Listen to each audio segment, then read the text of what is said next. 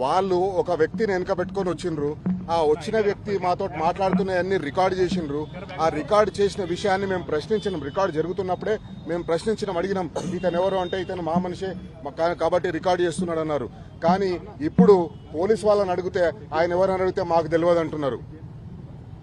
బయటి వ్యక్తుల్ని తీసుకొచ్చి ఒక టీవీ ఆర్గనైజేషన్, ఒక మీడియా ఆర్గనైజేషన్లోకి బయటి వ్యక్తుల్ని తీసుకొని వచ్చేసి రికార్డింగ్ చేయించేసి బయట బురద జల్లే కార్యక్రమం కోసం ఆ వీడియోలను వాడుకుంటున్నారు. పోలీసులు వాళ్ళకి సపోర్ట్ చేస్తున్నారు. ఎవరైతే బురద జల్లే కార్యక్రమం చేస్తున్నారో, ఎవరైతే బురద జల్లాలనుకుంటున్నారో ఆ బురద జల్లాలనుకునే వాళ్ళ చేతిలో పావులుగా మారిపోయి ఈరోజు మా దగ్గర ఇన్వెస్టిగేషన్ పేరుతోటి వాళ్ళనందరినీ తీసుకొని వచ్చేసి ప్రైవేట్ వ్యక్తుల్ని తీసుకొని వచ్చేసి ఆ ప్రైవేట్ వ్యక్తులతోటి వీడియో రికార్డింగ్ చేపించి ఆ వీడియో రికార్డింగ్ ని సోషల్ మీడియా గ్రూప్స్ లో పంపించి బద్నాం చేసే ప్రయత్నం చేస్తున్నారు. టీ న్యూస్ లో పనిచేసే ఉద్యోగులను బద్నాం చేసే ప్రయత్నం చేస్తున్నారు. టీ న్యూస్ లో పనిచేసే ఉద్యోగులను టార్గెట్ చేస్తున్నారు. వాళ్ళు టార్గెట్ చేసి వాళ్ళని అవమానపరిచే విధంగా, వాళ్ళ వ్యక్తిత్వానికి భంగం కలిగించే విధంగా, వాళ్ళ వ్యక్తిత్వాన్ని హననం చేసే విధంగా పోలీసులు ప్రవర్తిస్తున్నారు. ఇంత దుర్మార్గమైన పోలీసు వ్యవస్థని మనం ఎప్పుడూ చూడలేదు. రాబోయే రోజుల్లో మేము చెప్తున్నాం. మేము ఏసీపీ గారికి ప్రొటెస్ట్ చేసినాం. సిఐ రాజు నాయక్ గారి దగ్గర ప్రొటెస్ట్ చేసినాం.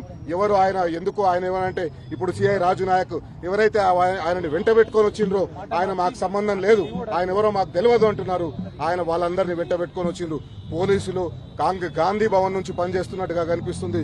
పోలీసులు గాంధీ భవన్ నుంచి అయితే ఆదేశాలతో పనిచేస్తున్నట్టుగా అనిపించింది, లేదా పోలీస్ కంట్రోల్ రూమ్ లో ఉండే ముఖ్యమంత్రి గారి ఆదేశాల మేరకు పనిచేస్తున్నట్టుగా కనిపిస్తుంది.